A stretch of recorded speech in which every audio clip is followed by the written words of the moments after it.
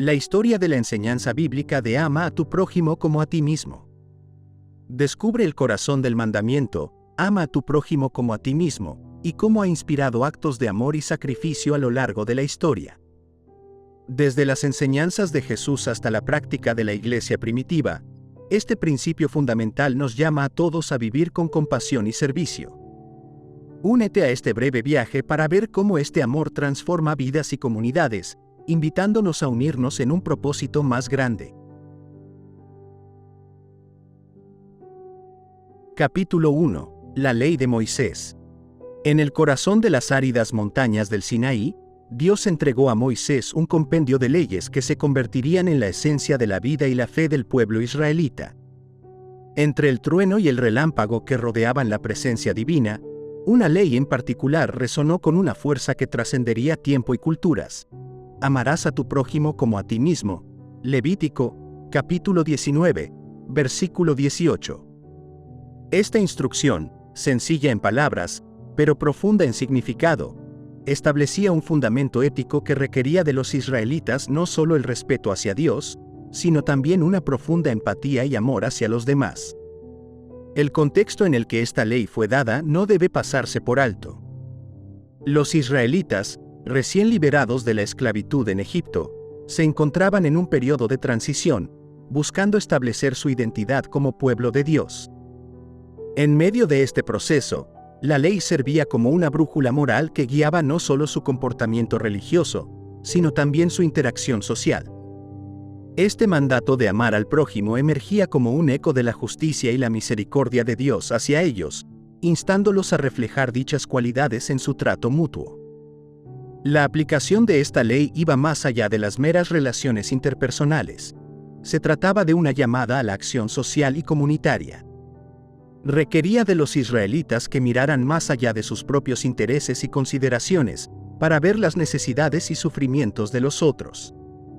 En una sociedad donde las diferencias entre extranjeros, viudas, huérfanos y los propios miembros de la comunidad podían marcar profundas divisiones, esta ley recordaba al pueblo la importancia de la solidaridad y el cuidado mutuo. El mandato de «amarás a tu prójimo como a ti mismo» se alzaba, por tanto, como un principio revolucionario que desafiaba las normativas sociales de la época. No era simplemente una regla a seguir, sino una transformación del corazón que Dios buscaba en su pueblo. Este precepto se convertiría en el cimiento sobre el cual se construirían muchas de las enseñanzas éticas y morales en la historia de la humanidad, influyendo no solo en la religión judía, sino también en el cristianismo y otras tradiciones. La profundidad de su significado reside en su llamado a reconocer la dignidad y el valor inherente de cada persona, viendo en el otro no un extraño, sino un reflejo de uno mismo. Capítulo 2. La historia de Ruth y Noemí. En las páginas del libro de Ruth se teje una historia de lealtad, amor y compasión que trasciende las barreras culturales y familiares. Ruth, una mujer moabita, se encuentra ante una encrucijada tras la muerte de su esposo, su cuñado y su suegro. Frente a ella, el camino de regreso a su tierra natal y a su gente. Sin embargo, elige un destino incierto al lado de Noemí, su suegra israelita, con unas palabras que resuenan a lo largo de los siglos. Donde tú vayas, iré yo, y donde tú vivas, viviré.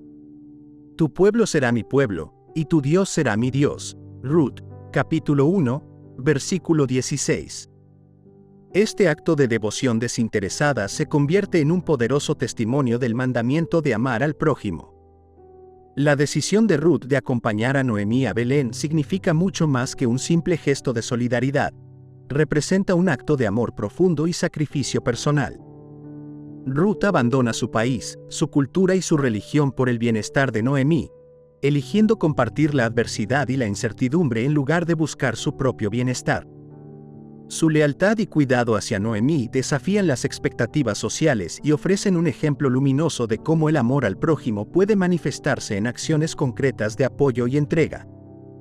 La llegada a Belén marca el inicio de una nueva etapa para Ruth y Noemí. A través de la bondad y el trabajo arduo de Ruth, ambas mujeres encuentran sustento y esperanza. Ruth, al recolectar espigas en los campos de Buz, un pariente lejano de su difunto esposo, no solo asegura la supervivencia física de ambas, sino que también teje los hilos de una redención mayor.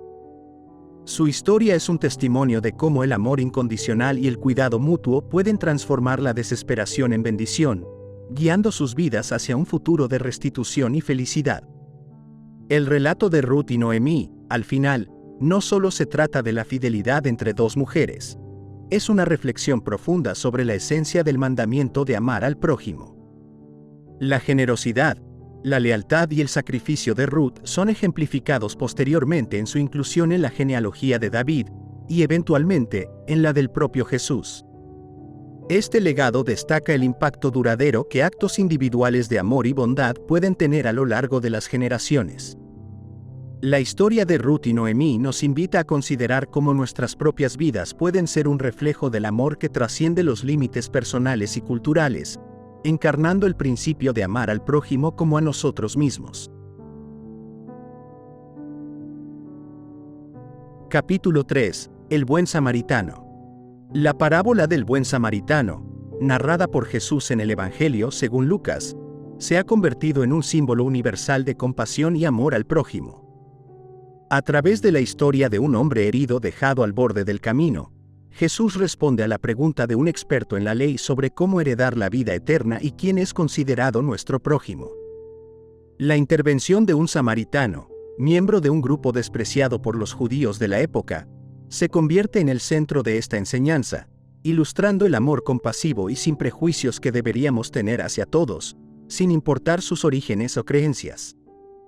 La historia comienza con un hombre que cae en manos de ladrones, quienes lo dejan medio muerto al lado del camino. A su lado pasan un sacerdote y un levita, ambos representantes del culto religioso judío, quienes, a pesar de verlo, deciden cruzar al otro lado y continuar su camino, evitando involucrarse. La indiferencia de estos dos personajes destaca un fallo crítico en la sociedad, el de cumplir con las obligaciones religiosas mientras se ignora un mandamiento fundamental como es el amor hacia el prójimo. La narrativa toma un giro inesperado con la aparición del samaritano, quien, a diferencia de los anteriores, se conmueve profundamente ante la vista del hombre herido. Su respuesta es inmediata y desinteresada. Cura sus heridas, lo lleva a una posada a lomos de su propia montura y se asegura de que reciba cuidados, incluso ofreciendo pagar cualquier gasto adicional que pueda surgir. Este acto de bondad desinteresada se presenta como el verdadero ejemplo de lo que significa amar al prójimo. La enseñanza de Jesús mediante esta parábola es clara y desafiante. El prójimo no es simplemente aquel que comparte nuestra sangre, creencia o nacionalidad, sino cualquier persona que encontramos en nuestro camino y que está en necesidad. El amor al prójimo se manifiesta en acciones concretas de misericordia y ayuda, sin esperar recompensa o reconocimiento. Este samaritano anónimo se convierte en el verdadero vecino, no solo por su cercanía física, sino por su disposición a actuar. La parábola del buen samaritano nos insta a reflexionar sobre nuestra propia capacidad y voluntad para ver y responder a las necesidades de los demás. Nos desafía a superar los prejuicios y barreras que nos separan, reconociendo que el amor genuino no conoce fronteras. En un mundo marcado por la división y la indiferencia, la historia del buen samaritano sigue siendo una llamada poderosa a vivir de acuerdo con el profundo mandato de amar al prójimo como a nosotros mismos, demostrando que es en el servicio desinteresado donde verdaderamente encontramos nuestra humanidad común. Capítulo 4. La enseñanza sobre el perdón.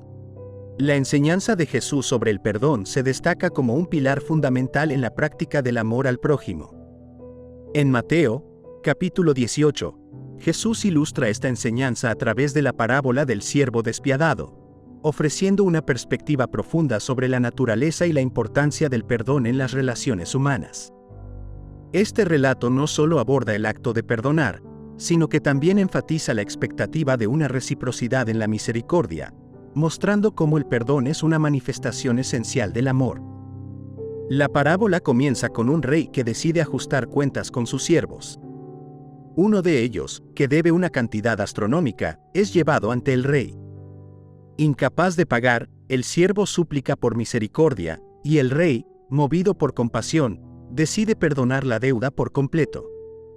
Sin embargo, este mismo siervo, al encontrarse con otro que le debía una suma menor, rechaza mostrar la misma misericordia que recibió y lo hace encarcelar. Al enterarse, el rey se enfurece y revoca su acto de clemencia hacia el siervo despiadado, condenándolo hasta que pueda pagar toda su deuda. La enseñanza de Jesús en esta parábola subraya la importancia de perdonar a los demás como hemos sido perdonados por Dios. El perdón, según Jesús, no es simplemente una opción moral, es una expectativa divina, un reflejo del reino de los cielos en la tierra. La incapacidad de perdonar a los demás se presenta no solo como una falla moral, sino como una contradicción a la gracia que cada uno ha recibido. El perdón, en este contexto, se revela como un acto de amor profundo que trasciende el sentido común de justicia. Va más allá de la absolución de una deuda o una ofensa. Es un proceso liberador que renueva relaciones, sana heridas y restaura la comunidad. Jesús propone el perdón como un camino hacia la verdadera libertad, liberándonos del peso del resentimiento y el rencor. La práctica del perdón es, por lo tanto, fundamental para amar al prójimo como a nosotros mismos. Nos desafía a mirar más allá de nuestras heridas y dolor, reconociendo nuestra propia necesidad de misericordia y la capacidad de ofrecerla a los demás. Este acto de valentía y humildad no solo tiene el poder de transformar nuestras relaciones personales, sino que también tiene el potencial de curar y fortalecer el tejido social. En el perdón, encontramos una de las expresiones más altas del amor, una que refleja la esencia misma del mensaje de Jesús. En él, somos invitados a participar en la construcción de un mundo más compasivo y misericordioso, donde el amor al prójimo se manifieste en nuestra capacidad de perdonar y ser perdonados.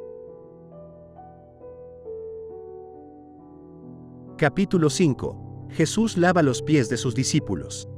En el relato del Evangelio, según Juan, encontramos uno de los actos más humildes y reveladores de Jesús, el lavado de los pies de sus discípulos. Este gesto, cargado de simbolismo y amor, se desarrolla durante la última cena, poco antes de que Jesús sea entregado para su crucifixión. Al tomar la toalla y el cuenco de agua, Jesús no solo rompe con las convenciones sociales y las expectativas de sus seguidores, sino que también establece un modelo de servicio y amor al prójimo que sus discípulos están llamados a emular. El lavado de pies era una tarea reservada a los sirvientes o esclavos, una labor considerada humilde y menial. Sin embargo, Jesús, el Maestro y Señor, se arrodilla ante sus discípulos y asume esta tarea, demostrando que el verdadero liderazgo y amor se manifiestan en el servicio y la humildad. Este acto sorprendente desafía la percepción de sus discípulos sobre la grandeza y el poder, enseñándoles que el amor al prójimo se expresa a través de actos concretos de cuidado y servicio, incluso en las tareas más humildes. La reacción de Pedro al gesto de Jesús revela la profundidad de este acto. Al principio, Pedro se resiste, incapaz de aceptar que su maestro se rebaje a realizar una tarea de sirviente. Sin embargo, Jesús le explica que este acto es esencial para compartir en su comunidad y enseñanza, subrayando que nadie es demasiado grande para servir a los demás. Esta lección de humildad y servicio mutuo es central para entender el amor al prójimo tal como Jesús lo enseña. Más allá de la mera acción de lavar pies, este episodio es una invitación a reflexionar sobre nuestras propias prácticas de servicio y amor en la vida cotidiana. Jesús establece un ejemplo de cómo el amor al prójimo se traduce en actos de servicio desinteresado, poniendo las necesidades de los otros antes que las propias. Nos llama a mirar más allá de nuestro orgullo y nuestra posición, para encontrar en el servicio humilde una forma genuina de amor. El mensaje subyacente en el lavado de pies es claro. Amar al prójimo como a nosotros mismos significa estar dispuestos a servir, a cuidar y a sostener a los demás, sin importar el costo personal. Este acto de Jesús no es solo un modelo de conducta, es una manifestación profunda del amor que debe caracterizar a todos los que siguen sus enseñanzas. En la simplicidad de este gesto, encontramos una llamada poderosa a vivir una vida marcada por el amor incondicional y el servicio a los demás, mostrando que es en la entrega donde realmente encontramos nuestra grandeza. Capítulo 6. El mandamiento nuevo. Durante la última cena, en un momento cargado de emoción y significado, Jesús presenta a sus discípulos un mandamiento nuevo que condensa y eleva toda su enseñanza sobre el amor y la comunidad. Un mandamiento nuevo os doy, que os améis unos a otros, como yo os he amado, que también os améis unos a otros. Juan, capítulo 13, versículo 34.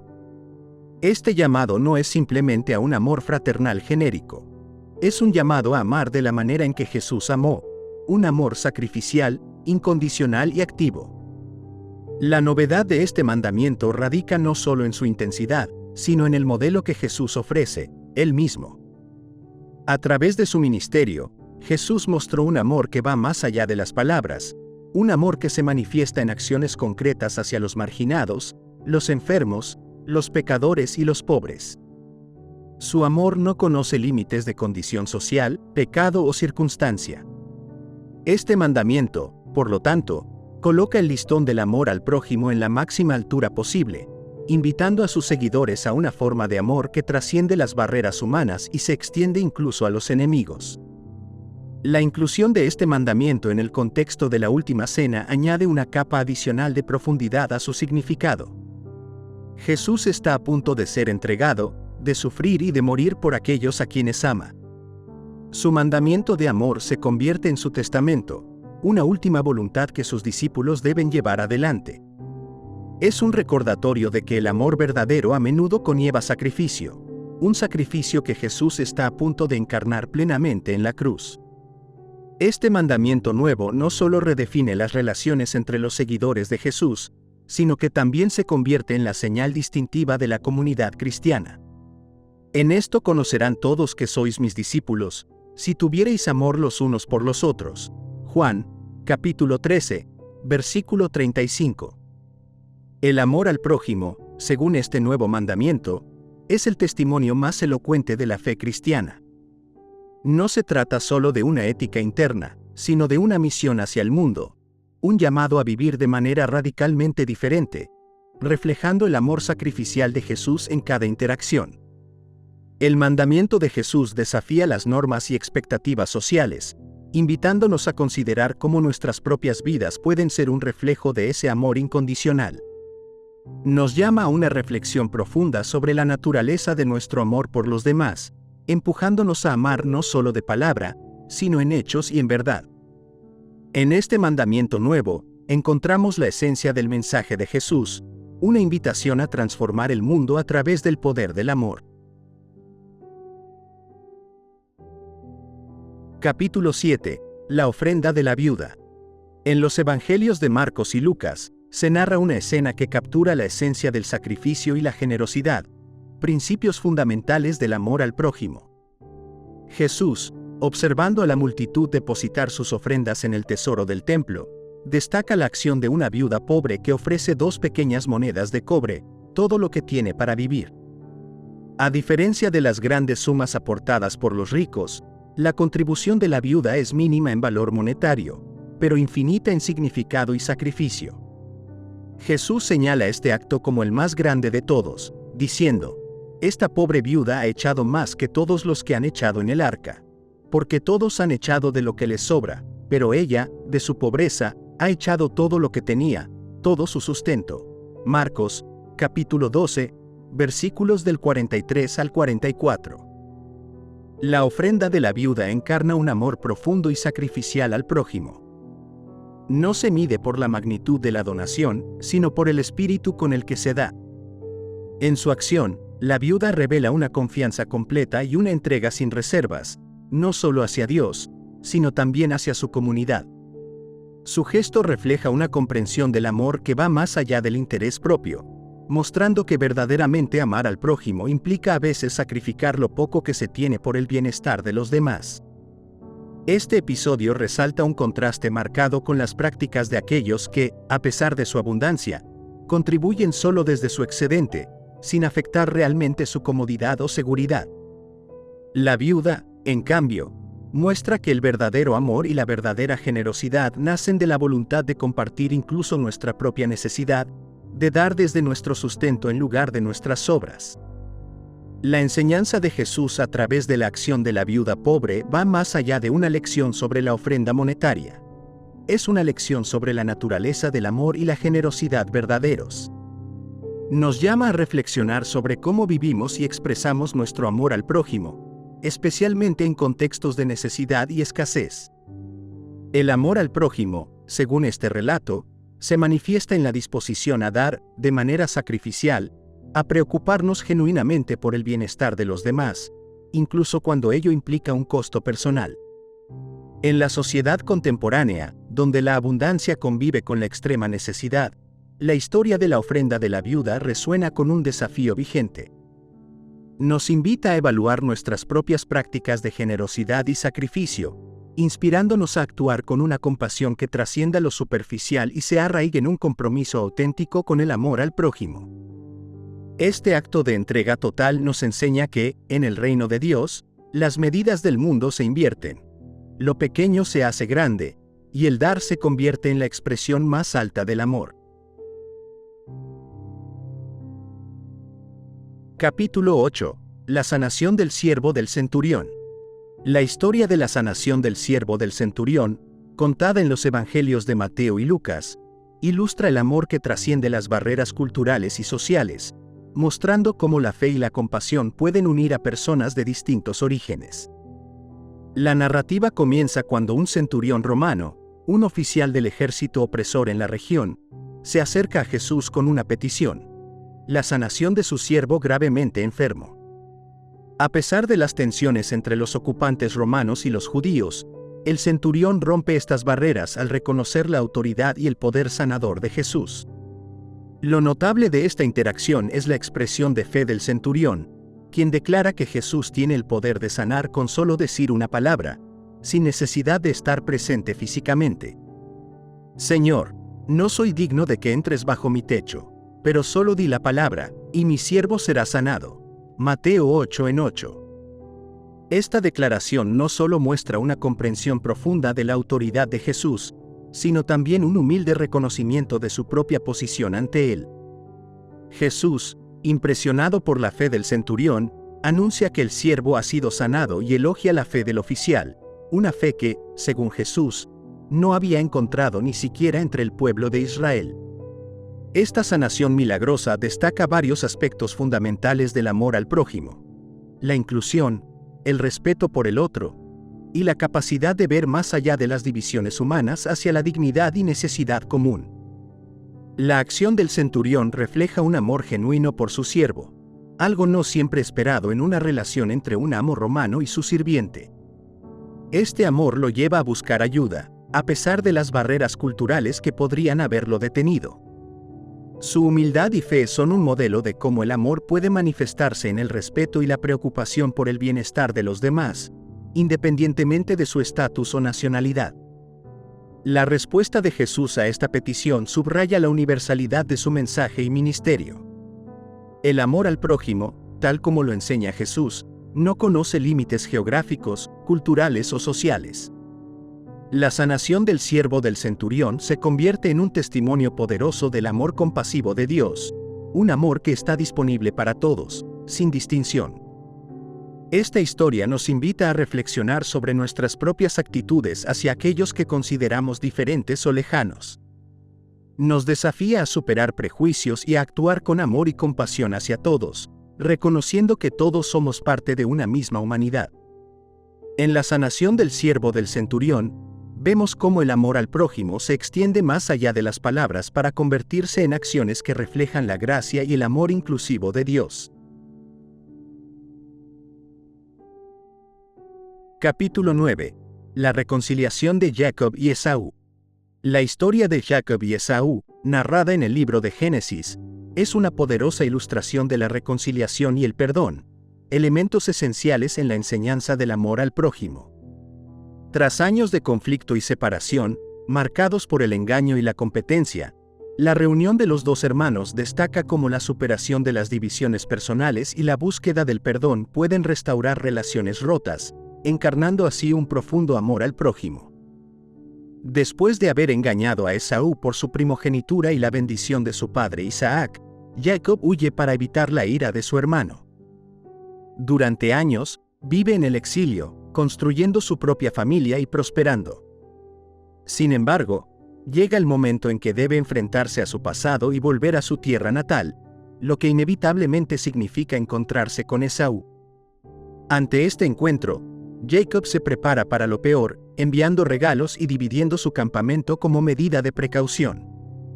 La anticipación de Jacob ante la reunión está marcada por el miedo y la incertidumbre. Sin embargo, la respuesta de Esaú es todo menos lo que Jacob espera. En lugar de venganza o ira, Esaú corre al encuentro de su hermano, abrazándolo, besándolo y llorando. Este momento de encuentro entre los hermanos es profundamente conmovedor, simbolizando la posibilidad de la reconciliación y el poder del perdón. La actitud de Esaú refleja una decisión de dejar atrás el pasado y avanzar hacia una relación restaurada con su hermano. A pesar del daño y el engaño sufridos, elige el amor y el perdón sobre el rencor y la venganza. Este gesto no solo cambia la vida de Jacob, sino que también marca un momento crucial en la historia de su familia, demostrando que el amor al prójimo implica a veces perdonar lo imperdonable. La reconciliación de Jacob y Esaú nos enseña valiosas lecciones sobre el amor al prójimo. Nos muestra que el amor verdadero es capaz de superar las heridas más profundas y que el camino hacia la reconciliación comienza con el perdón. Esta historia nos anima a reflexionar sobre nuestras propias relaciones, sobre los conflictos no resueltos y la necesidad de buscar la paz y el entendimiento. En un mundo donde las divisiones y los resentimientos pueden ser profundos, la historia de Jacob y Esaú es un recordatorio de que el amor al prójimo a menudo requiere el coraje de perdonar y la disposición a trabajar por la reconciliación. Nos invita a mirar más allá de nuestras diferencias, a reconocer nuestra humanidad compartida y a buscar caminos de encuentro y sanación. En la restauración de su relación, Jacob y Esaú nos muestran que el amor, el perdón y la reconciliación no solo son posibles, sino fundamentales para vivir en verdadera comunión con los demás.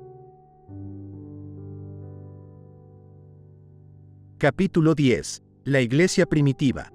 Los Hechos de los Apóstoles nos ofrece una ventana a la vida de la Iglesia primitiva, mostrando cómo los primeros seguidores de Cristo pusieron en práctica el mandato de amar al prójimo de manera concreta y transformadora. En este contexto comunitario, el amor al prójimo no era solo un ideal a aspirar, sino una realidad vivida diariamente. La generosidad, el compartir y el cuidado mutuo caracterizaban la vida de la comunidad, reflejando el amor sacrificial enseñado y vivido por Jesús. La Iglesia primitiva enfrentaba numerosos desafíos, desde la persecución externa hasta las tensiones internas. Sin embargo, en medio de estas dificultades, los creyentes se esforzaban por vivir en unidad y amor. Todos los creyentes estaban juntos y tenían todo en común. Vendían propiedades y posesiones para dar a cualquiera que lo necesitara. Hechos, capítulo 2, versículos del 44 al 45. Este compartir no solo se limitaba a bienes materiales, sino que también se extendía al apoyo emocional y espiritual, alentando a la comunidad a cuidarse unos a otros en todos los aspectos de la vida. Este modelo de vida comunal no solo atendía las necesidades físicas de los miembros de la comunidad, sino que también servía como un poderoso testimonio del amor de Cristo al mundo circundante. La Iglesia primitiva demostraba que el amor al prójimo implicaba un compromiso radical con el bienestar de los demás, un compromiso que a menudo requería sacrificios personales.